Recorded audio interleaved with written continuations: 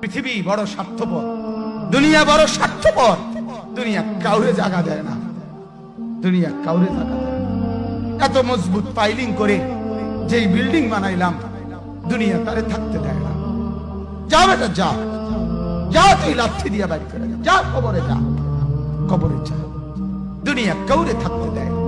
দুনিয়া কত ক্ষমতা ধরকে মাটির নিচে ফেলায় দিছে, দুনিয়া কত সম্পদ আলাকে মাটির নিচে ফেলে দিছে, দুনিয়া কত সুন্দরী নারীকে মাটির নিচে ফেলায় দিছে, মাটির সাথে রেজা রেজা করে ফেলছে। আজ আর চেহারা নাই, আজ আর রূপ নাই, আজ আর যৌবন নাই, আজ আর ক্ষমতা নাই। এমন বাদশা ছিল পৃথিবীতে যার হাতের আঙ্গুলের ইশারায় মানুষের গর্দান উড়াইয়া দিত, যার হাতের ইশারায় উঠত মানুষ, বসত মানুষ। আজ বাদশারা নাই, আজ সম্পদওয়ালারা নাই, আজ মালওয়ালারা নাই। দুনিয়া কাউরে থাকতে দেয় না, কাউরে না দোস্ত, কাউরে দেয় না। দুনিয়া দাদারে আমার থাকতে দেয় নাই। আমার দাদারে আমি দেখছি, আজ আমার দাদা নাই। আমার নানারে আমি দেখছি, আমার নানা নাই। আমার দাদিরে আমি দেখছি, আমার দাদি নাই। আমার নানিরে আমি দেখছি, আমার নানি নাই। আমার বাবারে আমি দেখছি, 14 লক্ষ টাকা বাবার পেনশনের আমি সব ডাক্তারের পিছনে খরচ করে ফেলছি, বাড়ির ফসলের জমি বিক্রি করে ফেলছি। আমার বাপ যেন না মরে বারবার বারে হসপিটালে নিছি, কিন্তু দুনিয়া আমার বাপকে থাকতে দেয় নাই। আমার বাপ কবরে চলে গেছে। দুনিয়া কাউরে থাকতে দেয় না, কাউরে না, কাউরে না, কাউরে না, কাউরে না।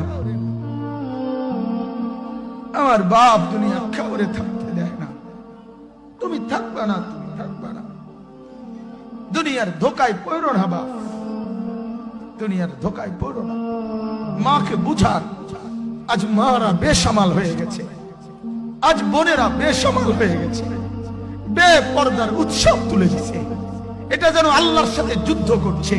আল্লাহ করোনা না, তুমি আরো কিছু দাও, আমরা বেপরদিকে ছাড়বো না।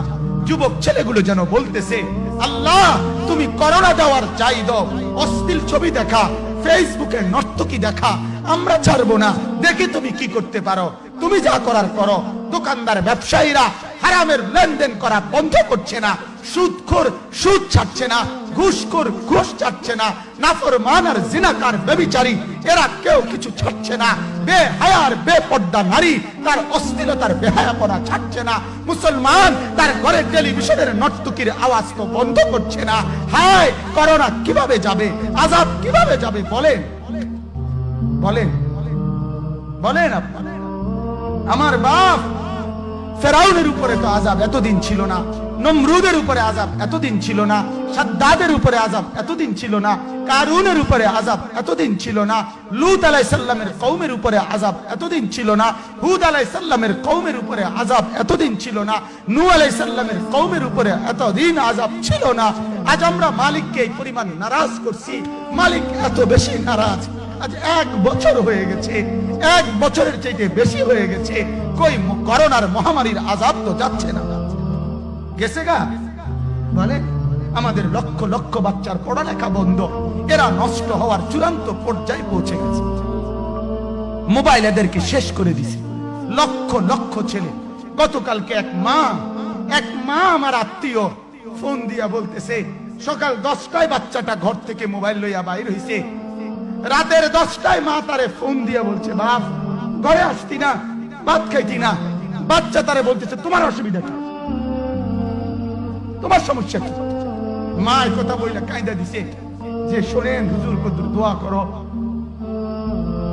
এক বাচ্চা, এক ছেলে, সে যদি তার মাকে কথা বলতে পারে, তার মানে গুনাহ তারে এত মজা দিয়া দিছে, ফেসবুক তারে এত মজা দিয়া দিছে, ইউটিউব তারে এত মজা দিয়া দিছে, নর্তকী তারে এত মজা দিয়া দিছে, গুনার দৃশ্য তারে এত মজা দিয়া দিছে, সে মাকে ধমক দিচ্ছে।